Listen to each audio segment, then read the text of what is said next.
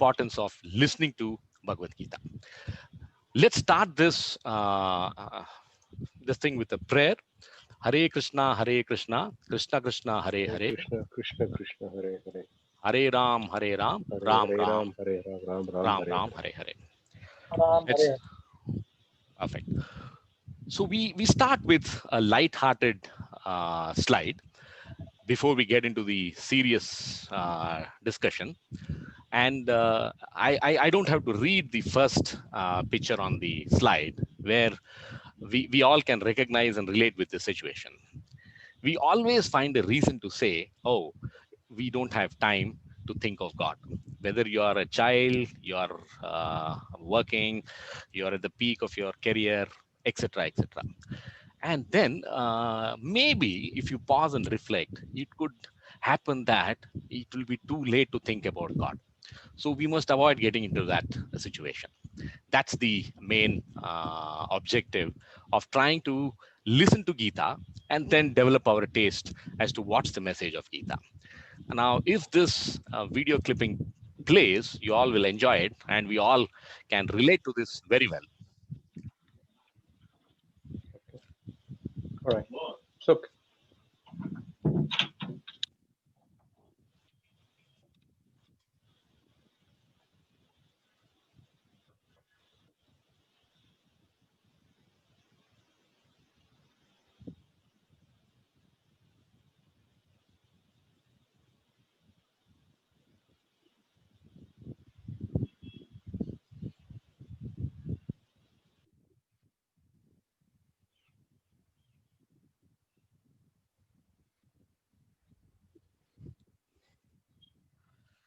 So I don't have to explain this humorous clipping.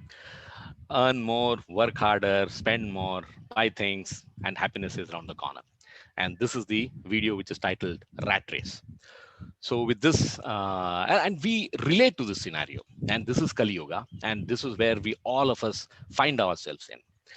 Before we get into the next slide, I must flash this sloka, which is Bhagavad Gita 3.43, because this is the foundation on which we start understanding knowledge of self and Atma Gyan.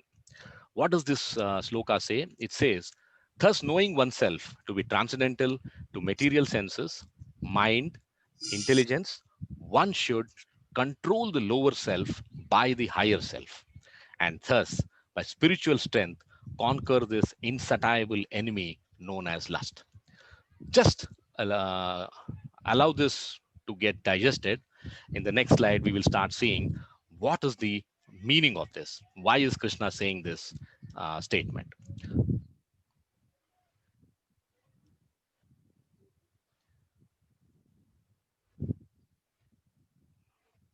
Why is the slide not moving? Yes, this is the slide which gives us the background of knowledge of self, Atma Gyan. And in the same chapter, chapter 2, from which Sthitaprajna is being discussed, in the first 10 verses, Krishna talks about this knowledge. And if you were to see, this is the famous depiction of how a human being is. It shows a chariot. You have Arjuna, who is the passenger, and you have Krishna, who is the charioteer. Let's start from the horses. And this chariot is drawn by 5 horses. And these 5 horses represent our 5 senses: sight, hearing, taste, touch, and smell. And then you have mind. This is the reins which controls the horses is the mind. And we must look at this carefully and try to really internalize this, because mind plays an important role in controlling these horses. So if we cultivate the mind, the horses run the course in the right direction. If we don't, then the horses may not really go run the course as we want it to be. Who is controlling these reins? It is the charioteer. That's our intelligence, intellect. In this, of course, we also see Krishna as a charioteer, which is coming from Gita. And then we have the passenger. Who is the passenger in this chariot? It's our soul, our Atma. And chariot is the body. And we also have, this is the most confidential knowledge of Gita, is Paramatma. He is sitting within us. That is the knowledge that Krishna gives Arjuna in the first 10 verses. Now, if we have to understand Sthitaprajna, man of steadfast wisdom, we must know what is the importance of each of this and why Krishna is telling Arjuna that please do this if you have to be a Sthitaprajna. So the first understanding, which is that it says free the mind from desires. The biggest message in this whole section is control the mind, free the mind from desires and attachment. Then he says, now we all are keen to know, we all want to live happily. And in fact, this session was, when I sent out the note, said, I want happiness. And how do we get happiness? Living in this world. Krishna is not asking us to renounce this world, go to a forest, do penance. No, nothing. He says, live in this world and you can live happily. So if we are able to control the mind, then we are eligible, or we are on the path for eternal peace and happiness. He also tells the further analogies in this next verses. So if we have to understand that, grasp that, we should know what is the direction of Krishna's statements. So Krishna is saying that if you control your mind and make it look inwards, then you become part of the Lord, then you are working towards self-realization. If you move away from the Lord, if you move towards the senses, if you listen to whatever your senses say, then you're moving apart from the Lord. Just bear this in mind. So where is self-realization? It is self-realization is sitting within us. And if you want self-realization, you should work towards understanding what is Atma, what is Paramatma, how Krishna wants us to connect with him through yoga. Yoga is the process of connection. So Atma and Paramatma can get connected by yoga. Further, now the senses, the horses, which is a representation, it has been well thought of when this was, drawn up. The horses have a free will and they want to run in the direction of external senses. They get attracted by desires, lust, and the senses run their course. So it is in our hands to control the mind, which is the reins, to ensure that horses go in the direction we want them to go. If you allow them to run behind the desires, then we are going to have trouble going forward. We will definitely not reach the position of Sthita Prajna. And so you have mind, you have intellect. So the message of Sthita Prajna is, Krishna says, focus on steadying the intelligence, because intelligence is controlling the mind. Of course, mind gives in a lot of inputs to intelligence, but it distills it, and that's the seat of power control. So he says, if you are able to steady the intelligence, then you are on the path of getting into the state of Sthita Prajna. Furthermore, where does this desire reside? Is it something which is completely external to us and we are helpless? Not so. If you see, the senses, mind, and intellect, all the three are strongholds of desire. So you can get attracted by these desires, just not from the mind. No, it starts from the senses, goes up to the mind, and right up to the intellect. So that's the sequence. We should be careful as to how we allow each one to play their role so that the intelligence can be steady. Control of mind and senses is a way to cleanse the heart and steady the intelligence. With this background, a small snippet from our scriptures will tell you, okay, what is the sum and substance? What is the meaning coming forth from this? We all know Ramayana, and we know Rama, Sita, Lakshmana go to Vanvas. So what happened to Sita Mai? Sita Mai got attracted by a golden deer, and it is like the senses getting attracted by the external sense objects. And she is desirous of possessing the deer. She requests Lakshmana. Lakshmana is not keen, but then he has to respect Sita Mai. So reluctantly, he says, he draws Lakshman Rekha in front of the gate and tells, please, for heaven's sake, don't step out of this, be within the protection of the house. But the senses run their course. And that's why we are going through this session. And that's why Sthita Prajna is such a big 18 verses in Bhagavad Gita. And the rest is history. When Ravana appears as an hermit, he wants alms. He says, you step out of the line. Sita listens to that, comes under the purview of Maya, and the whole Ramayana unfolds. So what's the key message? Sita Mai is a pure devotee, and she got tempted by the senses, and thanks to that, the entire Ramayana unfolded.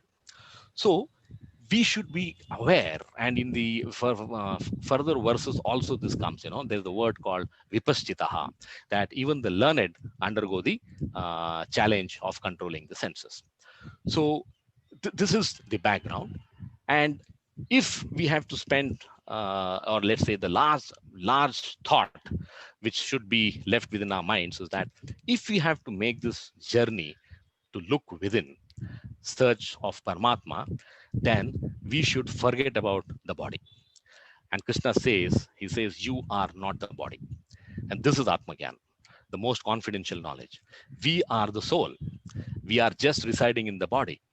And the day we are able to forget I, which is our ego, then our journey of devotion starts. So that's the importance of understanding why Krishna is saying all these things. He says, you may not understand, you may get carried away, but please remember your anchor is you are not the body, you are the soul.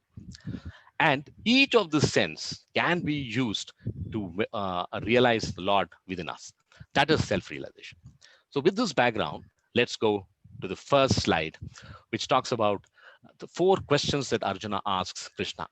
Arjuna uvacha sthita pragnasya ka bhasha samadhistasya keshava sthitadi kim prabhashita kim asita vrajeta kim.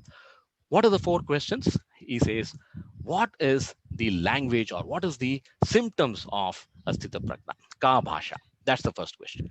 And the answer by Krishna is just in one verse. That is the next verse. The second question is kim prabhashita. How does he speak?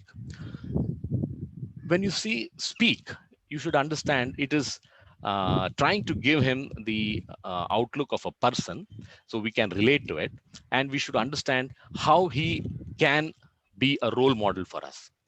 So what is his way of speaking? He receives praise or blame, affection or hate, whatever he says externally or internally, on a platform of neutrality. He is not swayed. That's the trait of a sthita prajna. How he responds, how he speaks, is he responds to dualities in a equipoised manner. We will see how that in the coming verses. The third question is kim asita. How does he sit? That is, how does he restrain his senses from the sense objects? The key lessons for us is in this. How does he restrain his senses? And the fourth question is vrajeta kim. How does he walk? How does he move about in this world? How does he respond to the sense objects? So let's look at the answers to each one of these questions. What are the general symptoms? What are the characteristics? Sri Bhagavan Vacha Prajahati Yada Kaman Sarvan Partha Manogatan Atmani Evatmani Tusta Sthita Pragnasya Taduchyate. With the mind withdrawn from the sense objects, he is satisfied by the soul, whose very nature is bliss. Atmanatustaha. So the big message from Krishna is that if you are able to look within, you will find bliss. Why we should look within? Why should we work for self-realization? Because Atma is Satchidananda. It is eternally blissful. It has nothing like, oh, I have troubles, I have miseries, I have sadness. It is always forever blissful. Search that within you. That's the message coming forth. Now, when you read the sloka, when you read the translation, it looks simple. But are we really understanding what is the message? Let's look at a nice story from the scriptures. This is about Shankaracharya, the great Advaita Acharya. Once he was busy moving around trying to search for something in front of his hut. his disciples looked at and said, it's late evening. What is the Acharya doing in front of the hut? He should be getting ready to go to bed. But then they came out and asked, Acharya, what is that you're looking for? Then Shankaracharya says, oh, well, I have lost a needle and I'm looking for it here. At this hour, yes, I want the needle urgently. Now the pupil says, okay, we will also help you. And they start searching along with Shankaracharya. After some time, the disciple asked Shankaracharya, could you remember where did you lose the needle? Acharya says, yes, of course I remember vividly. I lost the needle inside the hut. The disciple is baffled. He says, you lost the needle inside the hut, but you are seeming to be searching the needle outside the hut. Why is that? Shankaracharya says, you see, what happens is that I have a lamp and there's no oil in the lamp and it's dark inside. So how do you expect me to search for the needle inside? So I thought, let me search for it outside where there is bright street light. This was even more puzzling to the disciples. They said, Acharya, I think you are making a joke out of us. How can you lose the needle inside the hut and look for it outside the hut just by saying that there is no light within the hut? Shankaracharya bursts out laughing. He says, isn't that what we all do? We want to look outside because there is bright light of sense attractions. And if you have to look inside for self-realization, you can't do it because there is darkness inside. So he says, the moral is light the lamp inside you and find your lost treasure right therein. So this is the wisdom that Krishna is sharing with Arjuna in this verse. We are eternally his servants. We are born to serve. We are born to surrender. And what are the two characteristics? Because that is the question of Arjuna. If I were to summarize, the first is reject all desires arising from mind. Make a note of this. It's not as easy as it appears, but then there is a path defined as to how we can go towards it. And the second characteristic is rejoice. Direct the mind inwards towards the spiritual pursuits. We just discussed Atma is Satchidananda, eternally blissful, eternally happy. With this, let's move to the next verse. Here, this is the answer to the second question. How does Sthita Prajna speak? Kim Prabhashita. This is how do you respond to dualities? This life is full of dualities. You have rich, poor, you have black, white, you have good, bad, you are beautiful, you are ugly. So everywhere you see, in every direction, you have a duality which is facing us. So the Sthita Prajna has to live in this world. So he's now telling us how he does it. Dukkesha anuvigna manaha. The meaning of this line is he is undisturbed in mind amidst the threefold miseries. Sukheshu vigata spruha. Dukkeshu is sadness. Sukheshu is happiness. He is not elated when there is happiness. Vitaraga bhaya krodha. He is free from attachment, fear, and anger. Sthitadhir muni ruchyate. Another meaning for Sthita Prajna. Such a person is called a stage of steady mind. So let's understand this in detail. What is the message of Krishna? What is the Gita wisdom? Dukkeshu anudvigna manaha. We all understand, we all can relate. It is not easy to face sadness.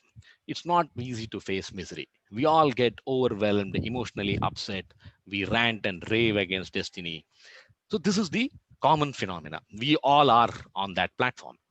But now we should try and see how we can get into the higher level of behavior. That is the Sthita Prajna. What does he do? So Krishna is saying, don't get agitated. Don't curse destiny. Be neutral. Now, it is easy to say, it is easy to discuss. Has anyone really done this in this world? And if you read scriptures, that's the reason why we should be taking some time to read what our history, what our heritage, what do our scriptures say. So let me share this example, which will again highlight how do we control our agitation. We all know Prabhupada is the founder of ISKCON, a great Acharya. We are all studying Gita, Bhagavad Gita as it is, and he was writing this Gita. It was not published because he had to draft the whole thing, and he made a manuscript of over 1,000 pages. And he was a very poor Acharya, no means. He was struggling to find a publisher who would publish it. While he was doing this, one day he comes home tired and he says, let me once again have a look at the manuscript. He searches for the manuscript and he finds that the manuscript is lost. And his wife coolly tells him it is stolen. He is shocked, he is sad, he is upset. Years of hard work has gone away. And there's no way of recovering it because it is stolen from the house. What did Prabhupada do? I don't have to describe the pain that he went through. It suffices to say that today we are all reading Gita. It is published. So nothing stopped, no disaster happened. He had to go through a lot of hard work, pain, but he lived through it with equanimity. That is the teaching by example. This is Dukeshu Anudvigna Manaha. Let us look at Sukeshu Vigata Spruha. Same example from the life of Prabhupada. He is an example of Sthita Prajna. We can find many such examples. All the exalted devotees, you name them, Shankaracharya, Ramanujacharya, Madhvacharya, Prabhupada, they're all exalted souls. They are examples of Sthita Prajna living in this world. Sukeshu Vigataspruha. How did he behave when there was joy? So Prabhupada, we have understood or we have heard about his struggles, and the struggles continued. Till the age of 60, 65, he was struggling. He achieved nothing. Imagine at the age of 60, we all want to retire, but Prabhupada did not retire. So because his guru had given him a request, he said, I want you to preach Gita in the Western world. And he says, I am a poor acharya with no means to look after myself. I'm not able to publish Bhagavad Gita in India. How do I go to the Western world and preach Gita? To cut the long story short, he struggled, he reached US, he made great efforts. And the ending is, when he was about to quit his body at the age of 78, he had created 108 Radha Krishna temples. And when his disciples asked him, don't you think this is a great achievement? He says, this is the will of the Lord. When the Gita manuscript was stolen, I did not react. That was the will of the Lord. Today, when we have 108 temples and I'm almost about to quit my body, I have done my duty, what Krishna wanted me to. That is balance. That is neutrality. And that is the lesson that we should take coming from Gita.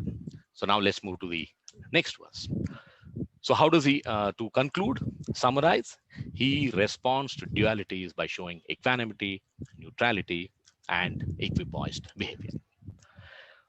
Let's look at the next verse. How does he set? Kim Asita. Now we have finished the first two questions. We are moving into the third question. Now this is slightly longer than the first two questions. Krishna takes 5 verses to tell Arjuna, how does he sit? Withdraws his senses like a tortoise. Look at this comparison. He is referring to a tortoise. We have so much to learn even from the animal world. Let's go through the verse translation and then understand what is the meaning of the verse. Yada samharate chayam kurmo anganiva sarvasaha indriyani indriyarthe bhyas tasya pragya pratistitaha. What is the meaning? One who is able to withdraw his senses from the sense objects, as the tortoise draws its limbs within the shell, is firmly fixed in perfect consciousness. So the message is loud and clear. It is control, withdraw, moderate, restrain desires. So how do we do it? I have found 3 steps to approach this. One is forego desire if you can. Not easy. Second, minimize and don't allow the desire to be craving. Example is, let's say we like to eat chocolate. Can we eat chocolate every day? Maybe when we are youngsters, yes, but then it's not possible as we age. So how do we control? You have it at a regular interval. Then we are trying to moderate our desire. Have the cake and eat it too. Third, keep desire under control, withdraw from the senses. How do you understand this? Is, let's say I'm crossing the road or I'm walking along the road. How do I walk? I have two options: take a risk and walk in the middle of the road, then I'm exposing myself to all dangers, or be safe, walk on the footpath. This is exactly the meaning of moderate, control your senses. Why is Krishna giving the example of tortoise? That is the next curiosity question. Great learning here. Tortoise, as we all know, is not the fastest of animals. We know the tortoise and hare story. Tortoise has its limbs which are very weak. It can't really run and escape. So God has given it an equal strength. Every weakness has a equivalent strength, and that is its shell. So what does a tortoise do at the first sign of danger? It withdraws its limbs into the shell. And this shell is no ordinary shell. It is so hard, it is almost impenetrable. Even an elephant will find it difficult to break the shell. This is the meaning of why Krishna is giving the example of tortoise. He says, as living beings, we should recognize the danger that is coming our way when we chase external senses and withdraw within ourselves and work towards self-realization. Now, how do you do it? Through devotional service. That is the meaning of the verse, and it shows a tortoise as an example. So as humans, we have to learn from a tortoise. So there are two such examples in this section. One is tortoise, another is ocean, and both have great meaning for us to internalize. Let's look at the second verse as an answer to Kim Asita. Here, the secret of sense control, Krishna says, while it is easy to say, don't eat candy, it is for health reasons, moderate, restrain, try to forego. These are all nice thoughts, nice concepts. But the question, obviously, like all of us have it in our minds, is the same in Arjuna's minds. He's like asking, can you please tell me how do we do it? So Krishna says, whenever you have this situation and when you want to achieve a lower level goal, you should look at the higher level principle. Developing higher taste is the secret of success. Let's read the verse. Visaya vinivartante niraharasya dehina rasa varjam raso api asya param društva nivartate. What is Visaya? Sense objects. Vinivartante, you withdraw. What is Param Društva Nivartate? Experience spiritual taste. What is the translation of this verse? Though the embodied soul may be restricted from sense objects, the taste for sense object remains. But seizing such engagements by experiencing a higher taste, he is fixed in consciousness. Let's try to understand what is that Krishna trying to tell. Let's say we take ill. What do? We take medicines. Why do we take medicines? We have to cure ourselves and get back to our normal lives. Now, as a patient, would anyone like to take medicines? Not really. But then it's a must do. We have to do it for the higher cause of getting well soon. This is exactly the message that Krishna is doing. Of course, he will tell us what is the higher taste in the following verses, but the message is develop a higher taste. Take medicines. Now, what is the medicines? We all can guess from whatever little understanding we have so far is try to keep Krishna as your focus, the Lord in your mind. Then we are able to develop and work towards getting the taste for getting the higher taste. Let's move to the next verse, or let me summarize. So we heard from Krishna in the last verse, withdraw, control, restraint. Now we are also understanding that it is not easy. And if you want to do it, you must move from sensory to transsensory. Param društva nivartate, that is experience spiritual taste. What is Param društva nivartate? Param is supreme. There's the Lord. So there is an indication, a clear pointer to what is Krishna going to tell us in the next verse. Let's look at the next verse. So, Param društva nivartate. If I have to summarize the meaning behind this sloka line is, once we see supreme, the desire also departs. We can make our senses start focusing inwards. This is the meaning of the higher taste. Param društa nivartate. You have two very famous slokas in this section. One is param društva nivartate, and second is yukta asita matparaha.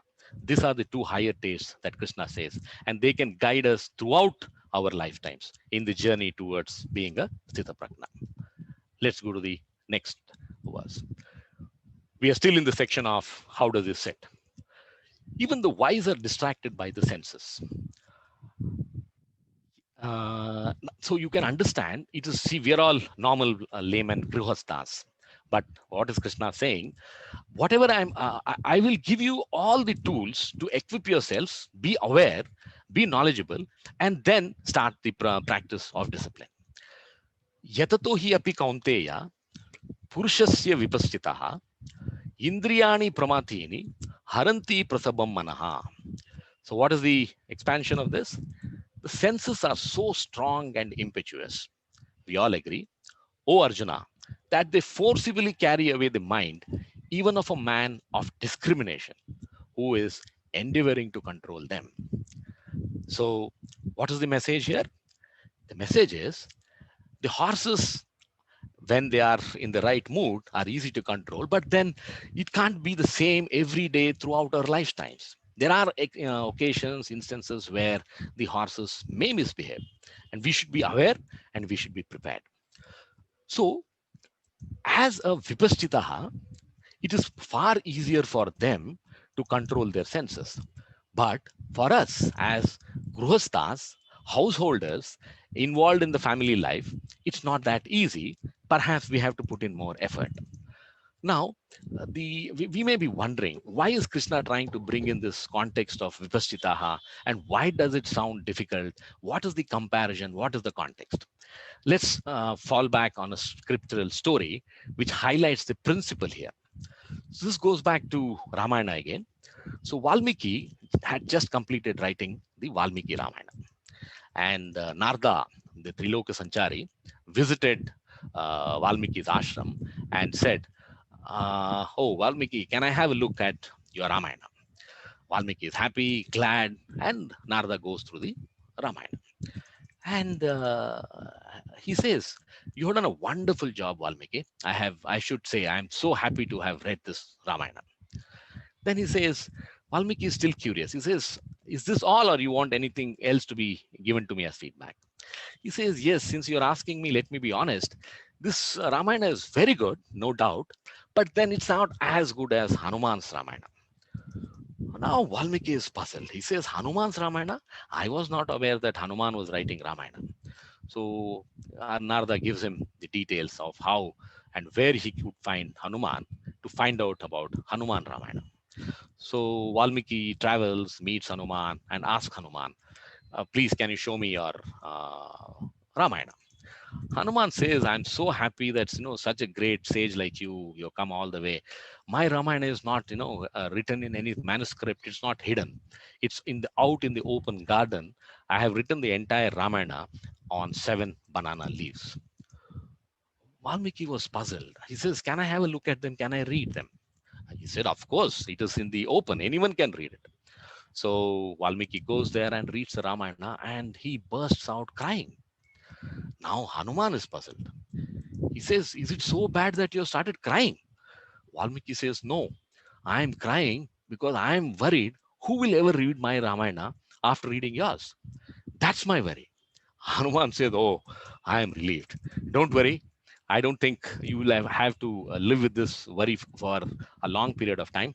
And he walks up to the garden, picks up the banana leaves and destroys them. And he says, now there's no Ramayana, Hanuman's Ramayana in this world. There's only one Valmiki Ramayana. Are you happy now? Valmiki says, he's shocked. How can you do this? It's just such a long effort. And how can you destroy it just because Valmiki told you?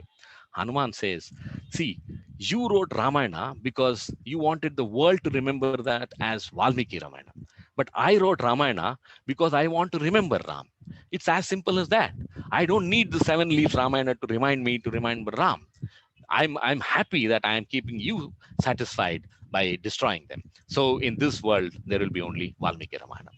So this story, what is the learning we can get? What is the wisdom? Valmiki, even though he was a pure devotee, such a elated soul, he also had a subconscious desire which overpowered him. That was, he wanted fame, he wanted remembrance, he wanted glory without actually seeking it. It's not that he wrote Ramayana with a specific ambition that I want to write the world's best Ramayana. That was not the case. But the subtle mind had led him on the path to believe that I am doing the best job and I will be remembered for it. So this is the wisdom coming forth from this sloka. Let's go to the next sloka. So if you were to summarize the five senses, sight, sound, fragrance, smell, taste, drag away the mind, desires get ignited, and that can happen even to a vipastitaha. Now we are coming to the most important verse of this section. What is the link? The Krishna says, we should seek the higher taste now, and he describes what is the higher taste. Sense control is possible only by devotion to Lord Krishna. Now he's openly saying this. So we don't have to have any, we don't have to second guess, we don't have to wonder, speculate. He says devotion to Lord Krishna is the way to develop higher taste. Tani sarvani samyamya yukta asita matparaha. I had mentioned this earlier. So along with that, the verse yukta asita matpara going, it joins that. Vasihi yasya indriyani tasya prajna pratistitaha. What is the meaning of this? One who restrains his senses, that is, controls his senses, keeping them under full control and fixes his consciousness upon me, is known as a man of steady intelligence.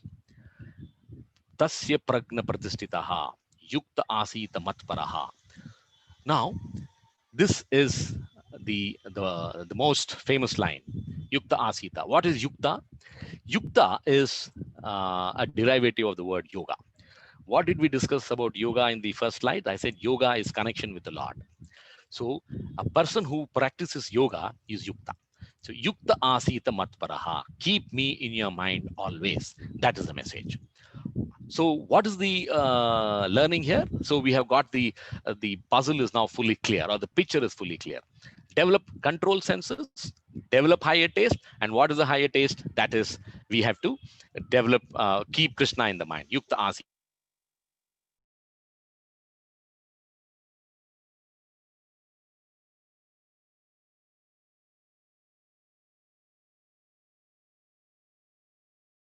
In us. How is this verse constructed? If you have to understand this, Tani Sarvani. This is, you have to struggle to control your senses. So that is the first learning. Yukta. If you concentrate on me, concentrate becomes the second step in the journey. Then Vasehi yasya indriyani. You can conquer, you can conquest the senses. Then your intelligence is well situated. Now, well, it is a very important message coming from Krishna. But how do we understand as laymen living in this world in Kali Yuga in 2020? How do we establish a relationship with in the world? Is it possible, or how do we establish relationship with the Lord as we are living a busy life? So again, we refer back to scriptures and understand how our predecessors have done this. So I mentioned the story of Lord Maharaja Ambarisha. Why I take this example is Maharaja, he was the emperor. He is anything like our prime ministers of the day. As busy as you can be, he had one of the largest kingdoms to look after, and he still found time to establish relationship with the Lord. Now that is the learning for us. How did he do it? Is it that he had to go through a lot of pain, work, struggle? Not really. So when his disciples asked him, how do you manage this? How do you balance both devotion and your work in this world? So Ambarish says, I have placed Lord in my heart. And once I do that, this becomes simple. What do you mean by saying I have placed Lord in the heart? It is simply saying that I have five senses. I use all the five senses in the service of the Lord. When I smell tulsi and the flowers which is offered to the Lord. When I eat a lovely feast of food which is offered to the Lord and it becomes prasad. What do? I use my legs for. I visit all the pilgrimage places. I take darshan of the Lord, and I have used my legs in the service of the Lord. I have ego, and how do I control my ego? I pray my salutations and obeisances to senior devotees and the deity as frequently as I can. I don't want my ego to rule me. So this is how he was able to lead the best rule in his kingdom as the king, and he managed to devote each one of his senses whenever time permitted in the service of the Lord. And that's the lesson for us. We also can do the same thing in our lives. Okay, if you may say that, well, this is old times, Lord Ambarisha, he was the king, he could do it. Now can you tell me an example closer to home? If I were to give you an example, a simple example, and maybe you may even say it is silly, but that is how you spiritualize a ritual. Let me tell you about my own case. I go for a walk every day in the morning. I'm a regular walker for years. But there are days when I'm lazy. I don't feel like getting up from the bed, and I would like to skip the walk. Now, this is what happens. That is what Krishna is telling us. Many a times you get the horses draw you away from your path. So what I do, I have added another responsibility to my ritual of walking. That is, I have identified a tulsi plant on the way, one or two flowering plants on the way. I pick up the flowers, tulsi, come back home, and I use that when I pray to the Lord. So what I do, I have converted my ritual into spiritual. As simple as that. It's not that we have to do something extraordinary out of this world to keep the Lord in your mind. Whatever you do, start with him and say that I am dedicating this to you. This effort is for you. That's how we can uh, achieve this yukta asita matparaha. Now, this verse is connected to the third chapter. The same meaning Krishna is given there also. Tani sarvani samyamya. The verse, I don't want to read the verse, I'll just read the translation. Therefore, O Arjuna, best of the Bharatas, in the very beginning, watch this, curb this great symbol of sin, lust, by regulating the senses. So he's saying that again, and slay this destroyer of knowledge and self-realization. So it can eat away our core if we don't control that. That's the purport and meaning of Tani Sarvani Samyamya. Then Yukta Asita Matparaha. He's saying that again in 3.43, which is the last verse in this chapter. Evam Buddhe Param Bhutva Samstapya Atmanam Atmanaha. We read this in the initial slides also. Thus, knowing oneself to be transcendental to material senses, mind, and intelligence, one should control the lower self by the higher self, and thus by spiritual strength conquer this insatiable enemy known as lust. So in Gita, this message is constantly the same. Krishna doesn't give us too many messages. They are few, they are chosen, and they're consistently mentioned again and again so that we internalize it. Yukta asita matparaha. Control, concentrate, and conquer. This is the 3 C's of how you can manage your efforts to control senses. Matparaha, fix the mind on me, be in relationship with me. And we have discussed in detail as to how we can be in relationship with the Lord. Let's go to the next slide. What happens if you don't control your senses? These 2 verses, which are the concluding verses of this question 3, Kim Asita, is you end up with an uncontrolled mind, and which the stages of fall down is also defined. Let's read the verse and then discuss the verse in the next slide. Dhyayato Visyan Pumsa. Mark the word Dhyayato. We have 5 senses, but Krishna doesn't use any of the word. He doesn't say Društva Visyan Pumsa. He doesn't say Shrunuyad Visyan Pumsa. Društva is seeing, Shrunuyad is hearing. He doesn't talk about anything. He says Dhyayato. So what is dhyato? It is contemplation. Don't allow the desire to reside in your mind and become an attachment. Sangaste supajayate. Sangat sanjayate kama. Kamat krodo abhijayate. Krodhat bhavati sammoha. Sammohat smruti vibramaha. Smruti bhramsat buddhinasho. Buddhinasat pranashyati. Let us look at what happens if you don't control stages. There are 8 stages of fall down that Krishna has defined. That is in this slide. So contemplation, that is dhyato. Attraction is sangha. Obsession is kama. Irritation, anger. These 4 stages of fall down is happening at the level of mind. Delusion, sammoha, oblivion, smruti bhramsat, stupefaction, buddhinasho, destruction, pranashyati are happening at the level of intelligence. Even intelligence is getting affected if you don't control your senses. Now, how do we understand this? Is it that difficult? I don't think so. If you see all the addictions that we have, which starts from as simple as having pan jarda, pan masala, and going to the bigger vices like drinking, smoking, drugs. Every addiction is taking us through this path of fall down. The 8 steps of falling down happens. So now we are aware, Krishna has said this just going to happen if you don't control your senses. Now, is there any example where we can learn like in the earlier instances? If you see this, the photograph or the picture here is very clear. This Brahmana is looking at with desire-filled eyes with this young couple who are romancing here. So this is kama. Now, this is what happens.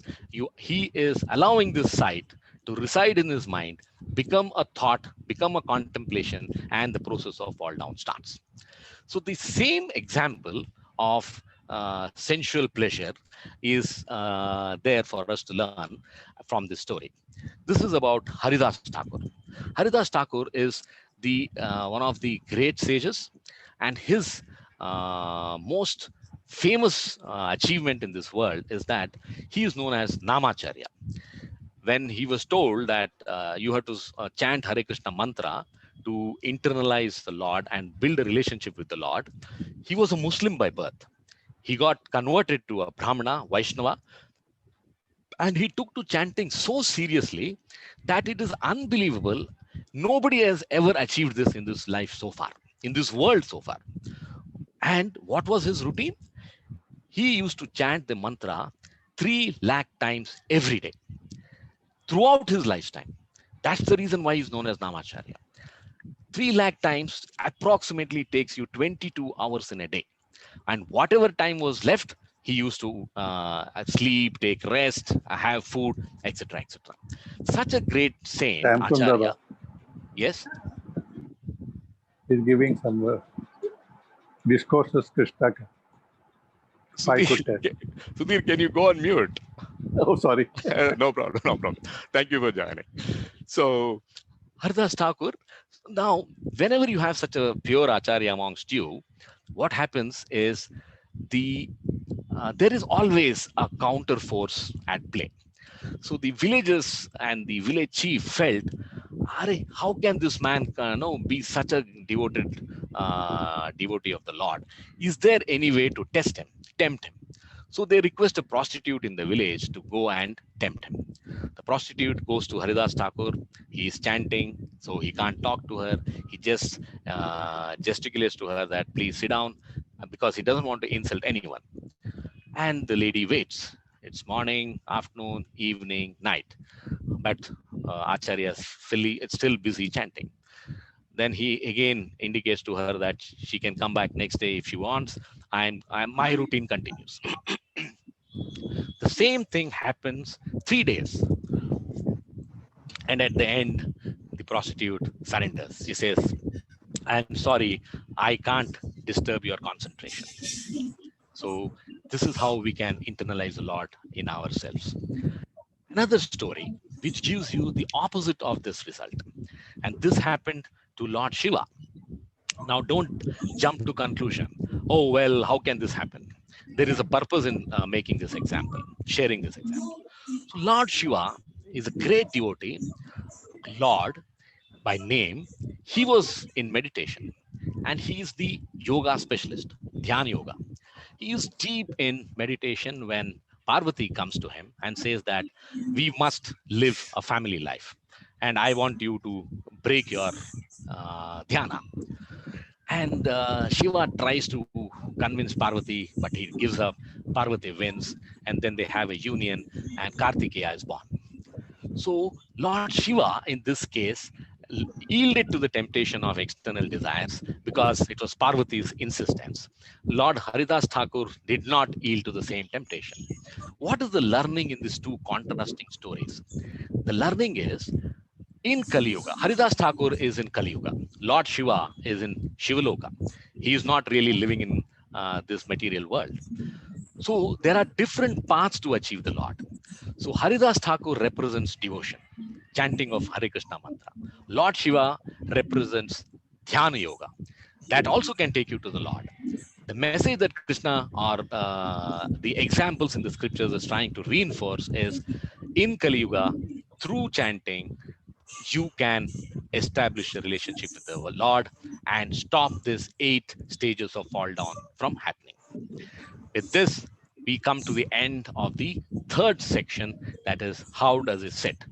So if we summarize, desire is like an unquenchable fire. Can you ever ask the fire, are you satisfied now? Will you stop burning? It's impossible. The fire will never say it will consume no more. That is the nature and characteristic of desire. So try and be away, try and moderate the way you interact with the senses. With this, we come to the now consciousness. Why is this movement of Prabhupada called International Society for Krishna Consciousness? It is as simple, even though consciousness looks a big word and most of us don't know what it is. It is just you are in the effort to control your mind and intelligence. And how we do it, like Haridas Thakur, through chanting. That's it. Nothing else is the recommendation. With this, let's look at the next section. This is the last section, which is Vrajetake. How does he walk? So the first 3 sections, Krishna has explained the dangers of accepting sense objects and how Sthitaprajna controls himself from being distracted by them. Now he says that it is not a fault to accept the sense objects if it is done with controlled senses without undue attachment in the mind. Now this section is the most relevant to us because here Krishna is telling us, you lead your normal life. I don't want you to change any of your routine. If you are a family man, you continue to be in the family man. I don't want you to change any routine, but still you can engage the senses with moderation through devotion and come out successful to reach the stage of Asthita Prajna. How do we do it? Let's look at these 2 verses. I'm taking them together because there is a link. Raga Dvesha Vimuktaistu Visyan Indriyas Charan Atmavasayar Videyatma Prasadam Adhigachati. But a person free from all attachment and aversion and able to control his senses through regulative principles of freedom can obtain the complete mercy of the Lord. A big message that is coming here. We have heard about, we have learned about Yukta Asita Matparaha, man with a higher taste. Now Krishna is giving further message direction here. He says, what is the reference to Prasadam Adhigachati? Prasadam Adhigachati is, it is my mercy. And he is also saying, Videyatma, follow with these rules of the scriptures. Then you get prasadam, mercy, purity, matparaha. So how do we understand this? It is natural for senses to get attracted. Now you take a child. A child likes to play. He is attached to playing. A child likes to, but the parents want the child to study. The child has aversion to study. So what's the way forward? That's what Krishna is trying to tell, is balance. How does this balance achieved? In the case of the child is hugged by the mother and the mother counsels it and says that, child, play when it is playtime, study when it is study time. Similar thing happens when we look at, can you all go on mute? Can I request you all? Thank you. So the regulative principles are our mother or are our parents. They are playing that role. So if you follow the regulative principles, which is mentioned in the scriptures, then you have the same balance to achieve like the child. You will have a balance, not get too attached, not get too averse. Don't hate anything, don't love anything. Be in the middle. So the regulative principles are playing the part of giving us this balance. So if you want to embrace the Lord, this is the framework. Live within the framework of the scriptural guidelines and lead your normal life and be Asthita Prajna. That is the message that is coming forth in this. Now, medicines, again, the famous example of medicine. Bitter medicines, but for a good cause. So regulative principles looks a restriction, but it is not a restriction. It's like protection. So you may be wondering, how can a regulative principle be called protection? So let's say, what do we do when we build a nice bungalow? We invest a lot on building a compound wall. We have an electric fence. Why is that? When you build a house, you don't need this. But then we don't want unwelcome guests to enter a house. We want safety. Similarly, the regulative principles are for protection. They are not restriction. And why is the reference to prasadam here? If you want to have yukta asita matparaha, if you want to start the devotional journey, the Lord blesses you with his mercy. And with his mercy, you can achieve matparaha. So many of us are wondering, oh, well, I'm doing all these things. Is it really going to take me anywhere? The beauty of this process is you start, then you don't end. It continues, lifelong journey, because you are now getting the mercy of the Lord. That is prasadam adhigacchati. Now, what happens after you get the mercy? That is described in the next verse. Prasade sarva dukkhanam hanir asupajayate prasanna chetaso hi asubuddhi paryopatistate. What is this? For one thus satisfied in Krishna consciousness, the threefold miseries of material existence exist no longer. In such satisfied consciousness, one's intelligence is soon well established. So what is Krishna saying? Prasade sarva dukkhanam hanir asupajayate. So he says, my blessings, my mercy will help you live through all the dukkhas, all the hanis, damages that come in your life. Well, the first question in our minds will be, will miseries disappear? No way. Whether you're a devotee or not, the miseries continue. They are a constant in life. But what changes is, because of prasadam adhigacchati, you have understood how to respond. So it is said, misery is a fact, suffering is a choice. You want to grieve, you want to be negative, it is your choice. But if you accept, like what Prabhupada said in our early example, it is the will of the Lord. If the manuscript of Bhagavad Gita has to be stolen, it will be stolen. That is the meaning of this verse. If we have to be prasanna chetaso, if we have to be happy in this world, accept the prasadam, do your follow the regulative principles, and be away from attachment and aversion. And that's how you work towards yukta asita matparaha. He also says in this, asu buddhi paryavatistate. Very interesting. Buddhi is intelligence. And he says, intelligence is soon well established. In fact, we are all sitting through this session only to understand how to study the intelligence. And the answer is now coming forth here.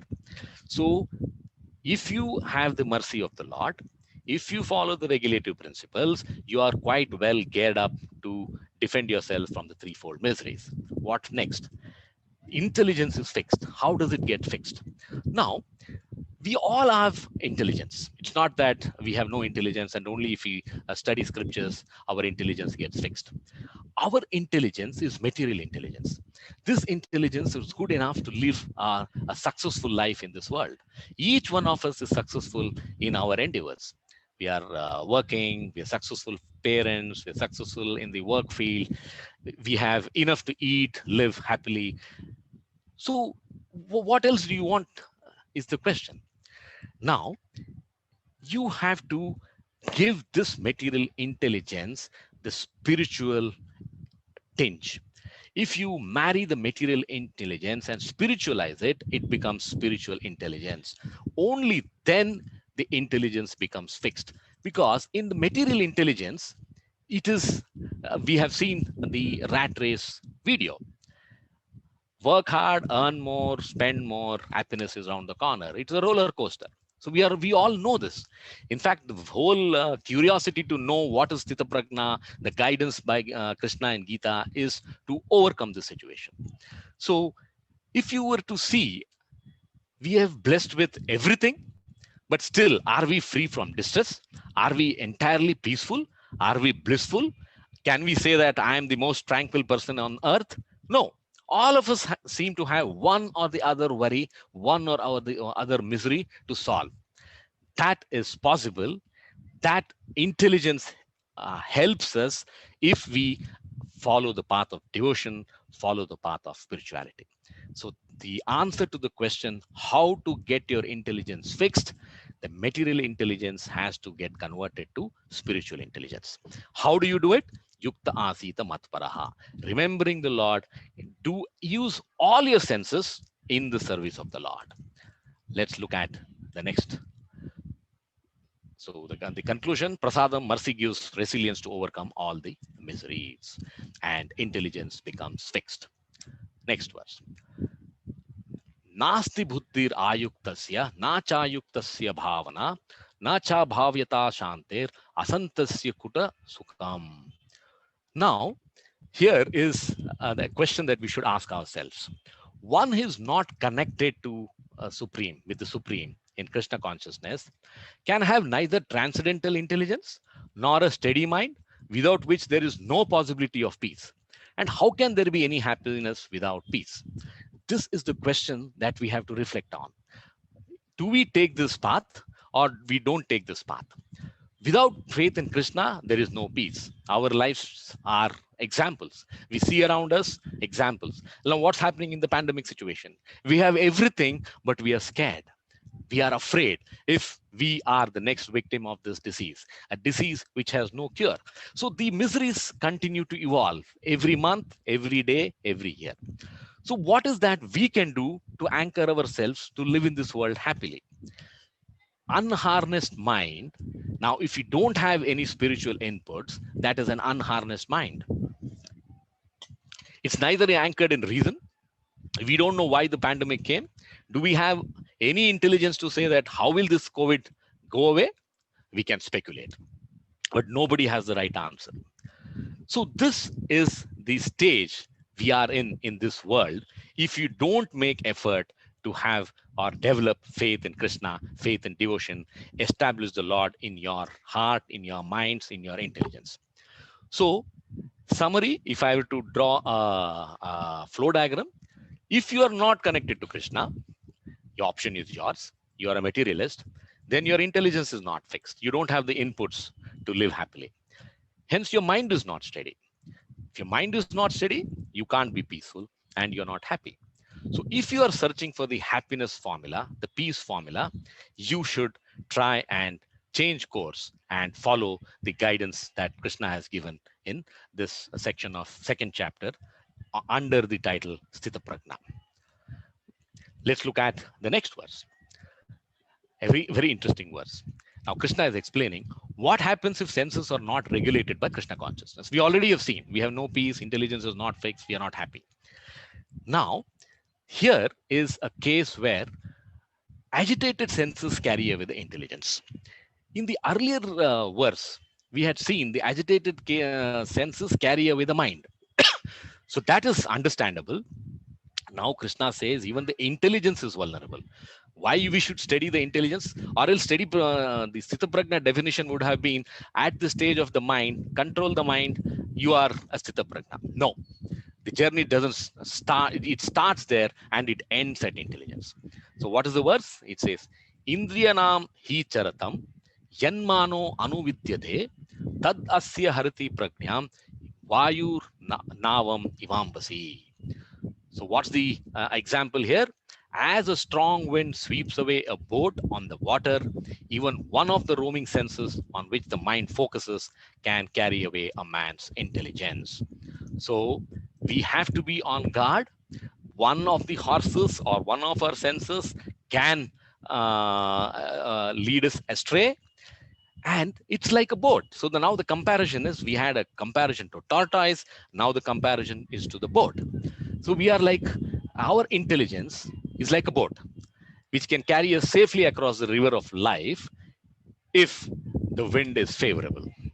If the wind is unfavorable, if you face a stormy situation, then the intelligence is at the mercy of the wind, or in this case, it is at the mercy of the mind, and it loses the power to guide.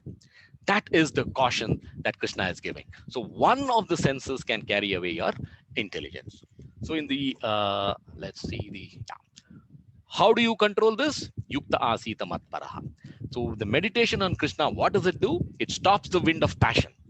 Try and control your passion, and it activates the wind of devotion. So in the earlier verse we had read Indriyanam hi charatam. Now we are looking at Tas hasya harati pragnam. So what does a boat do when there is a storm warning? It takes precautions. What is the precaution? Either you stop sailing, drop anchor in a safe harbor, you wait out for the storm to pass, and then you start sailing. Similarly, what do we do when we are sensing the dangers? Like we saw in the earlier verses, Brahmana, a Vaishnava, is looking at a young couple who are sensuously active. Either you stop that, seeing that, or even if you were to see that, don't contemplate on that. And let us say it is still difficult, say your prayers, extra prayers that day, to ensure that the prayers protect that contemplation into getting into attachment. That's the meaning here. So the wind is favorable for the boat to sail. The same wind is unfavorable for the boat in the time of the storm. So the mind can be controlled in most of the cases, but there are occasions where one of the senses can create a problem. We can get into a stormy situation, and we have to ride out the storm by taking anchor. So boat drops an anchor in a safe harbor. We drop anchor through devotion for safety. Param društva nivartate. Yukta asita matparaha.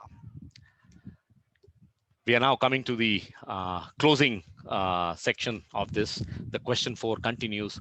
How does he walk? So this is verse 68. Tasmat. Whenever you see Tasmat in Gita, it is conclusion. So there is a conclusive message coming forth from Krishna. Tasmat yasya mahabhavo nigrahitani sarvasaha indriyani arthabhyas tasya pragna pratistitaha. Your intelligence is fixed. Therefore, O mighty armed, one whose senses are restrained from their objects is certainly of steady intelligence. What is Sthita Pragna? Steady intelligence, steadfast wisdom. So how do you reach there? One more input, one more conclusion here. The life of a spiritual seeker is the life of a warrior. You have to defend your consciousness against the forces of illusion. See, either you allow yourself to be illusioned or you allow yourself to be illuminated. The choice is yours. If you want to be param društva nivartate yukta asita matparaha, then your life is illuminated. If you don't allow that, you want to be a materialist, then you are in trouble. You are always going to be under illusion. This is the message coming forth here. Why does Krishna call him Mahabhavo? The context is, Arjuna, he's the greatest warrior. He has won many battles. What now Krishna is saying, just like you have developed your physical strength, archery skills, you also have to develop your mind and intelligence. Make them fixed. Tasya pragya pratistitaha.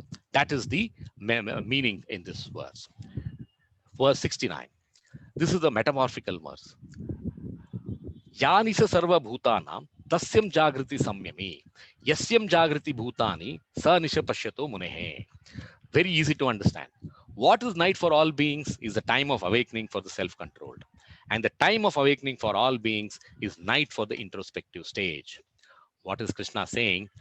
If you are a materialist, the whole day is spent in material pursuits. The rat race video. Work hard, earn more, spend more, buy more. Happiness is around the corner. But if you spiritualize your intelligence here, you start realizing less is more. You start to control, restrain, restrict, moderate. That's the formula. So if you do that, then you're not going to spend as much effort as a materialist does in material pursuits. You take some time out to spiritualize your day. That's the message here. Now, to give you for further easier explanation is that it is said if you have to say your prayers or you say you want to meditate on the Lord, you have to choose the best time of the day. And you know what is the best time of the day? That's called the Brahma Muhurta. It's around 4 to 4:30 a.m. in the morning. How many of us are confident to get up every day at this Brahma Muhurta and meditate on the Lord? Now, that is discipline, that is diligence, and that is dedication. If you want to reach Yukta Asita Matparaha, you should get up at Brahma Muhurta and meditate on the Lord. So now, if I'm a spiritualist, I am willing to do that. So by 6 a.m., I have finished all my devotional activities, all my prayers, and 6 a.m. to 9 p.m., 10 p.m., whatever it is, I am as active as anyone else in this life. That's the difference. But a materialist, he spends the day, and then in the night he has to spend the money that he has earned. He has parties to attend, he has TV to see, he has IPL matches to cheer for, etc., etc. What happens? There is no way that this materialist can ever dream of getting up at 4:30 a.m. and meditate on the Lord. And he always ends up saying, I have no time, I am extremely busy. That's the moral of the story. If you want to have Yukta Asita Matparaha, if you want to have the start the journey towards devotion, you want to establish Krishna in your mind, then follow this path of spirituality. Don't get into excess material pleasure, satisfaction, efforts. So this I have shown two photographs here. There is a cat in both. In one, cat is carrying the kitten. Now, is the kitten afraid of her mother? Not at all. She is happily sleeping. There's another cat on the right side, and it's carrying a dead mouse, or let's say it's about to kill the mouse. What do you see in the first picture? You see the kitten full of love, even though the cat is biting it and carrying the kitten. Here, the same mouth, biting it, but there is fear. The rat is afraid that, oh, I'm going to die. Here the kitten says, I'm safe, let me sleep, because I'm in the mouth of my mother. So this is the difference of how is the mentality of spiritualist and the materialist. There is no difference between the two. There is nothing to choose or differentiate between the two. It is just that how you approach life.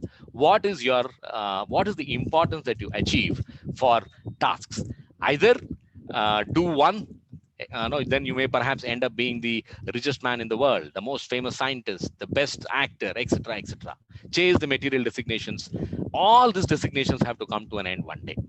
But you choose the other path, be balanced. You say that I don't want to be the richest, I don't want to be the greatest, I am an average person, but I am connected to the Lord. That is a choice we have to make. And that is the way to steady our intelligence. Rajitakem. Now, this is another famous example. Here, Krishna talks about ocean. Apuryamanam achala pratistam samudram apa pravishyanti yadvat tadvat kamayam pravishyanti sarve sashantim apnoti na kamakami. Very, very important verse. A person who is not disturbed by the incessant flow of desires that enter like rivers into the ocean, which is ever being filled, but is always still, can alone achieve peace, and not the man who strives to satisfy such desires. So this is another example of showing the difference between a spiritualist and a materialist. And Krishna is also now telling us, you be like a tortoise, withdraw yourself at the sign of danger. Now he says, be so broad-minded, develop such a conscience that you are like an ocean. Now, what is the connection with the ocean? In ocean, what happens? All the rivers of the land flow into the ocean. Does the ocean ever complain? Does it ever say that, oh, well, I'm over full. I am now going to, I will ask the rivers flowing into me, stop. My quota is over. The ocean never says that. Whatever may be the flow, it accepts it peacefully. It is never agitated. It's always still. Same message for us. Krishna is saying, your desires are like rivers. So there is no way that a river will ever stop flowing into the ocean. So there is no way the desire will ever stop flowing into our minds and into our intelligence. What is that we have to do is accept the desires, control them, manage them, spiritualize them, focus yourself on the Lord. Yukta asita matparaha, param drushtva nivartate, and you are like an ocean. Achieve that status. You have fixed your intelligence, you have controlled your mind, and we are likely to have steady intelligence, sthita prajna, live ever happily in this world. Anything else is there? Yes. Na kama kami. A very important, I think he has not used this word anywhere. He says that don't be a desirer of desires. Don't allow the desires are there. Take the desires and make it flow inwards, not outwards. We discussed this. How do you make the desire flow inwards? I love food. I'm a foodie. But what do I do? In the past, when I did not know about devotion, I used to cook the best food and have a feast with the family. Now, once we are aware of Gita and I have internalized this message, what do? There's only one difference. The same food is cooked, but the food is first offered to the Lord. Without offering to the Lord, nobody has food at home. That's all. The same dishes, the same 7-course meal, dinner, nothing changes except that in my mind, I have the first importance to the Lord. So I offer it as bhoga to him and then have the food. That's it. That's what it takes. That's the message. That's how we can be like an ocean. Make the desires flow inwards. Give the desires to the Lord and say, now you take care of me. You protect me. That's the message. Peace comes by transcendence, not by indulgence. We have seen that in the rat race, and we have discussed this over so many verses. With that, we come to the last 2 verses of this section. We are at 18:22. The next 2 minutes, we will finish this. Vihaya kaman yaha sarvan pumams charati nihaspruha nirmano nirahankarha sashantim adhigacchati. A person who has given up all desires for sense gratification, who lives free from desires, who has given up all sense of proprietorship and is devoid of false ego, he alone can attain real peace. Krishna is now summarizing the qualities of a Sthita Prajna. What is Nihaspruvaha? No desire. What is Nirmamo? No possessiveness. Nothing is mine. I came empty-handed. I will go empty-handed. All of us know this. But then why is there so much of struggle for possessing the best house, the best car, the best job, the best bank account? That is a question that we have to reflect on. Nirahankara, no false ego. How do I kill my ego? I just say, I am surrendering to you, Lord. I am your servant. That's it. The next verse. Now, here, if I were to just give you a context, is we all have seen Sthita Prajnas in our lives. It is not something which is rocket science. All of us have been a Sthita Prajna. And when I say this, you may be wondering, if we were a Sthita Prajna, why we are not a Sthita Prajna today? What were we when we were a child? Did we ever think of the past? Did we ever think of the future? We lived for the moment. If I am playing, I continue playing till my mother comes and scolds me and say, well, it is lunchtime, it is dinner time, breakfast time, please stop playing, come home. That is Sthita Prajna. Flow with the time. There is no past, there is no present. There's only one thing that is present. So this is what a child has unconsciously inbuilt as a gift of God. So now Krishna through these verses is telling us that what is unconsciously available in plenty in the child, you develop through conscious efforts. It is possible. It is not impossible. That is the learning from this verse. The last verse, 2.72. Here we are now looking at destination of a Sthita Prajna. If you do all this, what is the destination? What is the goal? ईसा ब्रह्मी स्थिति पार्था नैनम प्राप्य विमूयति स्थितवास्यम अंतकाले अपि ब्रह्म निर्वाणम रज्यति. This is the first time in Gita, in this section, that Krishna is talking about Antakale. He does this only in the 8th chapter. Only 2 times he has talked about what happens to a person when he nears the time of death. Let's read the translation. That is the way of the spiritual and godly life, after attaining which a man is not bewildered. If one is thus situated, even at the hour of death, one can enter the kingdom of God. So what's the conclusion? With all our efforts, with the spirituality, the pursuit of spirituality through devotion, we can achieve Brahma Sthitihi, liberation, not bewildered even at the time of death. Now you may be wondering, why is the reference to death here? Before I come to that, let me quote a very famous verse from Tukaram. And that is the sum and substance of Sthita Prajna. Tukaram is a great saint, says, the wise man, we all want to be, lives only to repay life's profound richness. He just wants to repay life's profound richness. The wise man is permeated with a feeling of atonement with the universe. I do not exist, he says, nor is anything mine. All that is there belongs to you. It is yours. Just allow me to look after it. That is the essence of life, nothing more. Now, why is the reference to Antakale? Now, this is an assurance that Krishna is giving. Arjuna is on the war field. He is in a battle situation. If you don't know, whether I'm going to win the war and I'm going to be alive. He says, even if you were to be near your death time, I am still there to protect you because you have been a devotee all your life. Now, there are many materialists who say that, Arey, yaar, marne time, if I have to die, I will at that time chant Krishna and still achieve liberation. It's easier said than done. Let's look at what happens to us at the time of death.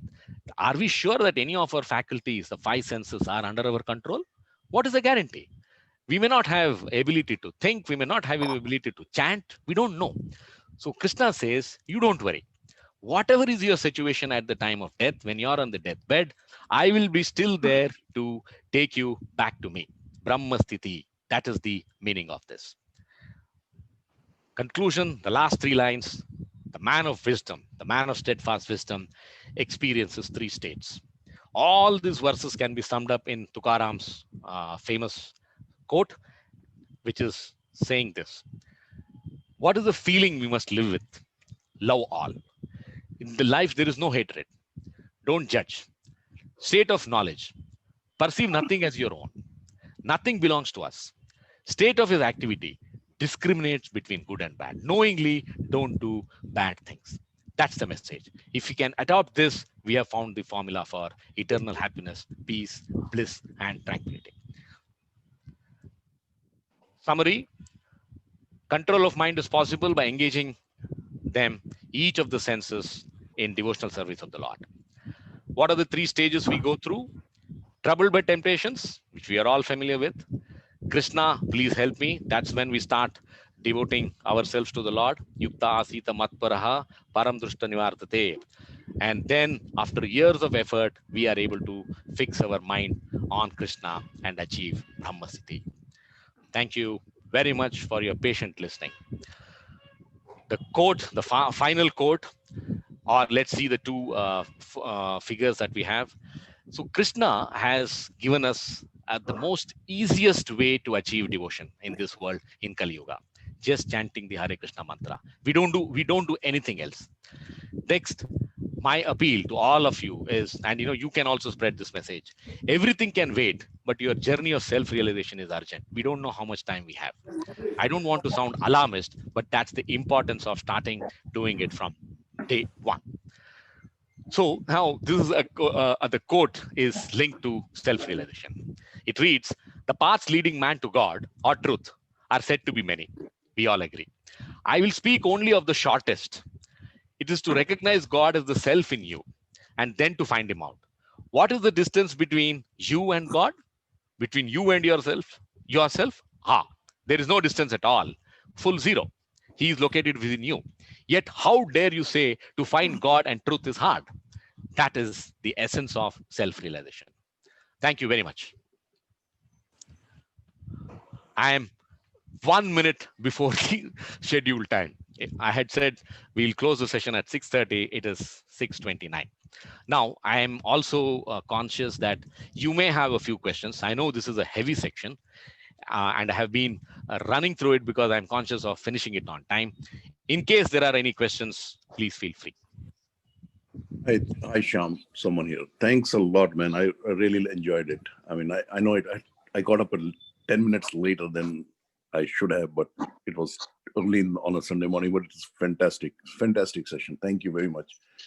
Can I just request one thing? Can we have these slides?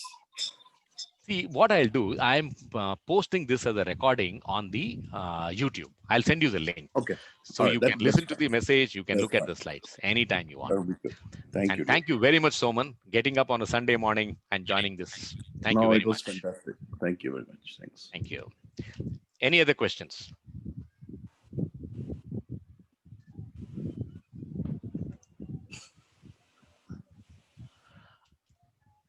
Session was very simple. Anybody can understand. And the message was very clear. And even if we have not adopted so far, I think with the explanations given, it will be easy to attain whatever Lord Krishna has taught. Thanks for this session, and we look forward a more similar session in future also. Thank you, Jayaraman. Thank you very much. And as I said, it was Mrs. Ravi Shankar who is the author and creator of this session.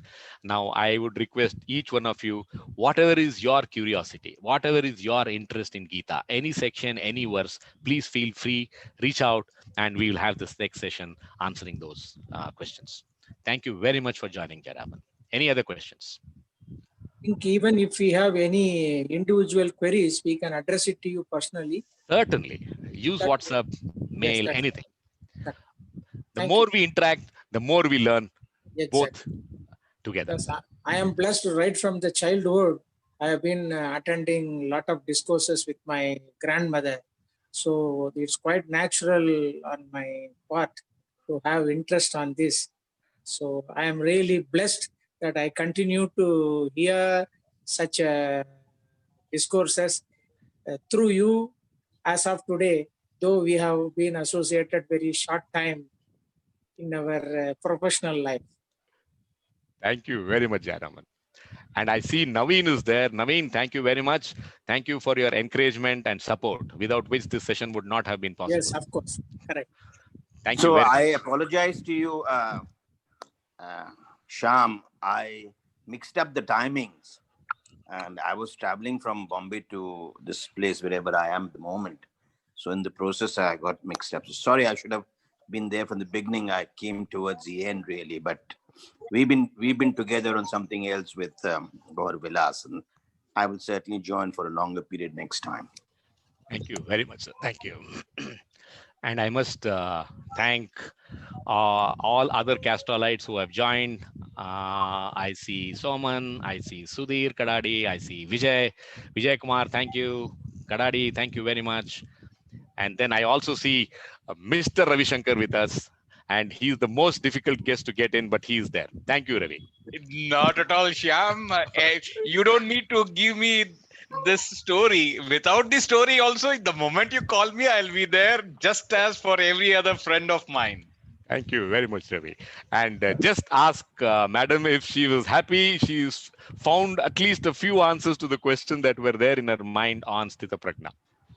It's a learning process, Shyam. So what you have incited is some clarifications. I'm sure she will have more. She obviously spends more time, trying to understand it. So like you have always said, that the more you learn, the more you understand and the more you get value for yourself. So she will be on that path. And with her there, I'll probably get a little bit of benefit also. So I'm looking for that, halo benefit. Thank you so much. Any other questions from Ramesh, Sir, Nandita? this is Hello. Arnab. Hi, Arnab. Please tell me. Sir, a small query actually. In the real life, Sthita Pragya, we can practice in the when things are very good, but when things get very worse, like our close, our parents, our relatives, our child get sick, or they are getting very difficult time with their health or anything. How to practice that Sthita Pragya? Like we know God is there, but it is very tough to realize or understand. Uh, they may be departing or something can happen to our closed ones. So what is that Thank you, Arnab. at that point of time? This is the question. This is why we need philosophy. And Sthita Prajna tells you in every step, every stage, that why did I start with Atmagyan? Even though Sthita Prajna starts from verse 2.54, we spent the first few minutes discussing Atmagyan. The reason for that is precisely this. As long as we believe, and we are all prone to that, we have been built up, it's in our DNA, it's in our blood. We think I am body, I am Sham Sundar, you are Arnab. But the truth is, we are the passenger in this chariot of a body, and we are here for some time and we disappear. And when we go, there's hardly any imprint left behind. You tell me of one single material achievement which has stood the test of time. We come, we do our jobs, and we go back. Be it the greatest of the kings, be it the greatest of the scientists, be it the beautiful woman in the world, everything is transient. Everything is illusion. Now, yes, what you say applies to you, applies to me equally. It's not easy. And that too, when we face troubled situations about our near and dear ones, either they are sick or we lose them, accidents happen. Now, why is this entire discourse, why is this message from Krishna saying, fix your intelligence, steady your intelligence, control your mind? Now, control your mind is applicable to this situation as well. Dukkeshu anudvigna manaha. That's the message he says. That's how you should respond to dualities. So when there is immense sadness, we can't stop crying. Let me be honest. We must cry. And Krishna has never said, don't let go of your emotions. Pour your emotions out. Seek comfort with whomsoever you find the, you can share your agony. And again, say your prayers more sincerely in that period. Because what did Prabhupada do when the manuscript of Gita was stolen? He just said, it is the will of the Lord. It is very easy to say it's the will of the Lord when things go well, but it's difficult to say it's the will of the Lord when things go wrong. But that is practice. That is the journey towards being a Sthita Prajna. That is the short answer to it.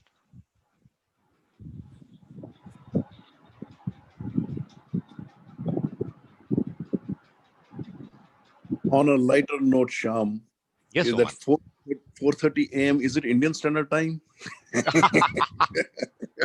The Brahma Muhurta is common to US and India. So much. I'm just kidding. Good year. Let me ask Naveen. Naveen, you have any questions to ask? No, thank you very much. Actually, so it will be unfair because I didn't attend the full session. So therefore, don't want to sort of present myself in that particular fashion. But then together we have been attending Gaur Vilas's session, and therefore there's been a lot of learning. And I must say, compliment you from whatever little bit I heard. You seem to be quite thorough, proficient, and very knowledgeable in the subject. And congratulations for that. And I hope you're able to get more people to join your sessions in future. Yes, sir. Yes, sir. Thank you very much. Naveen, this is just the start. And one selfish feeling which was there is that he's managed to get people from the US and Castrolites from existing organization and the past organization. So that was my personal selfish interest to join this session. Indeed, indeed. You know, actually, this is, we must appreciate where it is due. For a person who's a professional working, to have learned this and wants to share his knowledge which he has gathered is in itself a great thing. I mean, people do it for themselves, but he's actually spent time sharing his wisdom or learning with his friends. So I think a person like that deserves our time, and I hope he'll be able to get more people to listen to what he has to say. You know, the thing is that very often people, there is a view that, you know, maybe it's becoming less and less, that, you know, anything spiritual is actually religious, and if it's religious, therefore it sounds a bit odd and all that. But I think people must shed that particular inhibition, because at the end of the day, as he said, that the body is just a chariot for a short period of time. And if people realize this, then this learning is of great value in terms of passing this short period of time and getting on to what you are supposed to be in the eternal journey of reaching the ultimate. And you know, we are not taught all this early in our life. I wish we had been. And if it is taught, then at least a lot more of us actually will be pursuing to seek knowledge in this area. So so there's a small attempt by Shyam. Shyam, please propagate this further amongst your friends, relatives, etc. Yes, sir, I will do that. Yes, sir. In fact, you were not there for the starting session. In Gita, there are 3 verses in the 18th chapter. And the first verse says, if you listen to Gita, I will be very happy. Krishna tells Arjuna. Then he says, if you were to read Gita, he says, I'll be even more happier. That is called intelligence. You are dedicating your intelligence in my devotion. And the third stage is when you preach this message, and he says, even if you were to share this message with one person in your lifetime, I will be extremely pleased. So it is not that we have to preach this for hundreds and thousands of people. If it is possible, we do it. What is more important is the endeavor.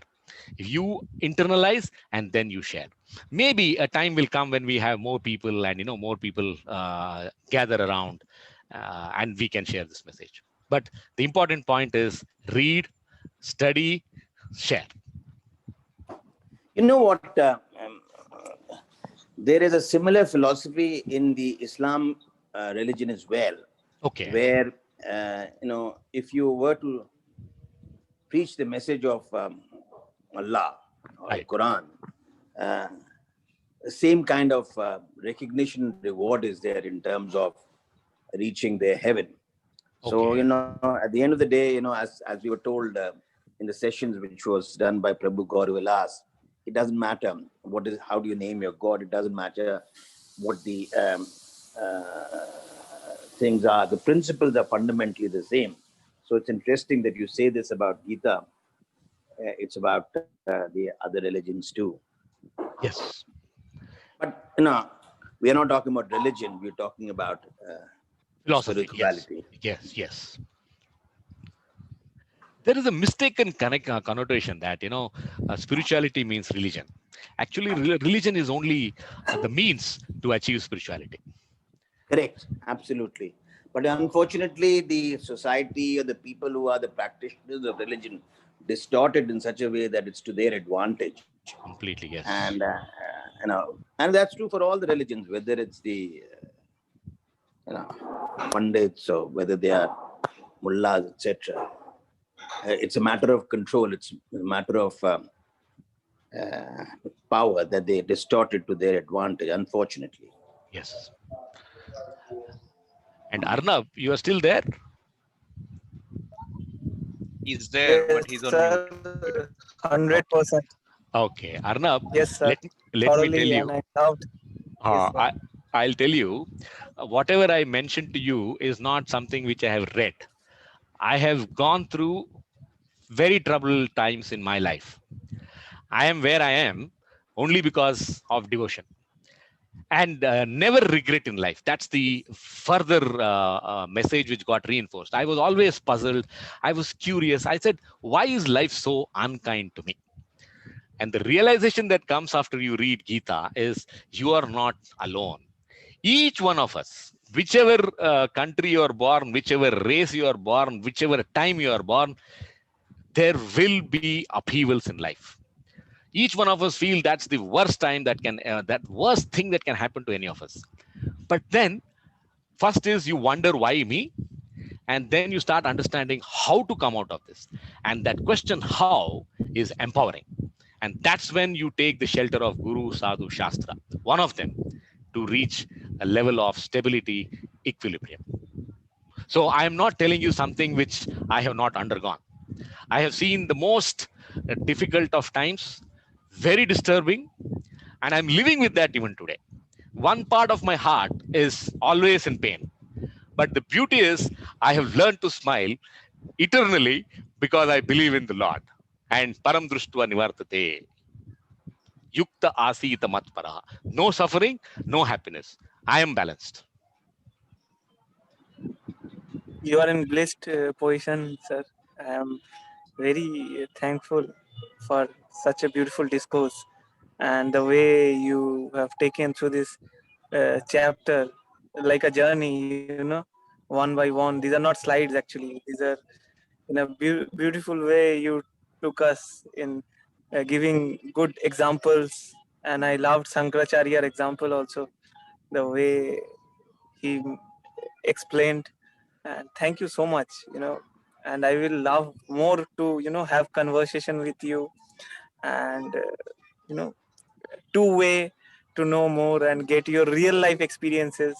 Because, sometimes the main problem comes when, the fear of losing your loved ones.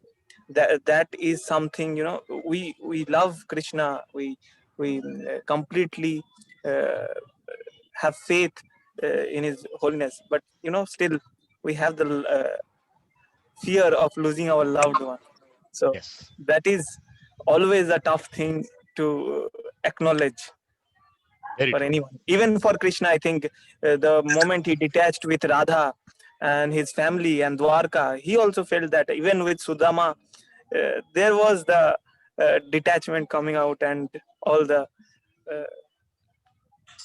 melted part. Certainly. It is not easy, and we have to cultivate it. Yes.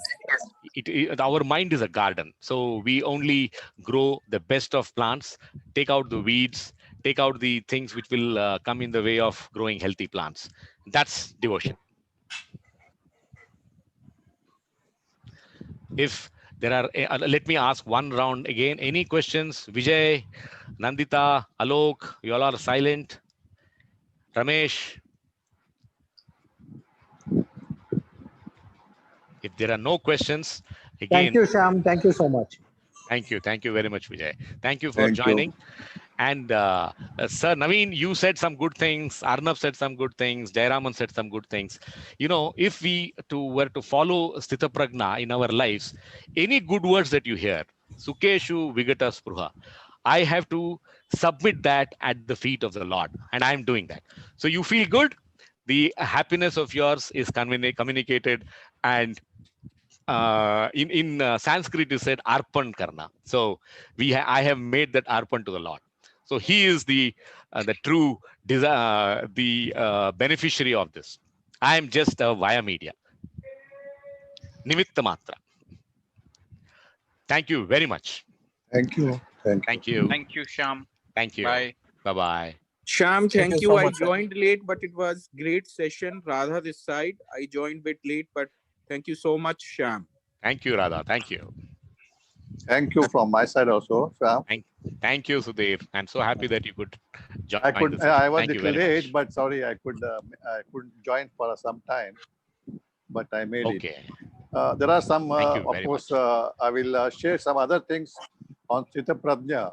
Sure. What I learned from Sure. the animals, which Right. is the most Sthita Prajna animal in our universe. That what Okay. I had read it. I will share it Okay. separately. Certainly, certainly. You just think of it. Which is the most Siddhaprajna animal on the earth? Fine. I will find the answer to this, Sudhir. And then that if you inherit in your life, Right, it is very close to what you said. right. I Certainly, will say certainly. that. Okay, Certainly. thank you very much. Thank you. Thank Good you night. very much. Thank you. Thanks, Good night. Shyam. Bye-bye. Thank you very much. Bye-bye. Please make this session more frequent. Means it should be weekly, not monthly, sir. Oh, well, thank you, Alok, for your encouragement. Then I really need to prepare myself, So if I have to speak on a sloka, I have to understand the entire meaning. And I also am depending on you all. Please give me what should be the topic of the next session. Which is the verse, which is the challenge in life you would like to understand, what is the solution in Gita, and then I can try and make these sessions even more frequent. Yeah, sure. And there is a very important book on Sthita Prajna, Steadfast Wisdom, by Vinoba Bhave. So if you ever find time, go through that. He has written a treatise on Sthita Prajna. It's a very, what you can say, it's available at less than 300 rupees. Of course, it's right now currently out of print, but you can get a PDF version. But if you read that, it really reinforces the message in Gita. He has done research on Sthita Prajna. With that, let me end the session. Thank you very much. Thank you. Bye-bye. Bye. Oh, no.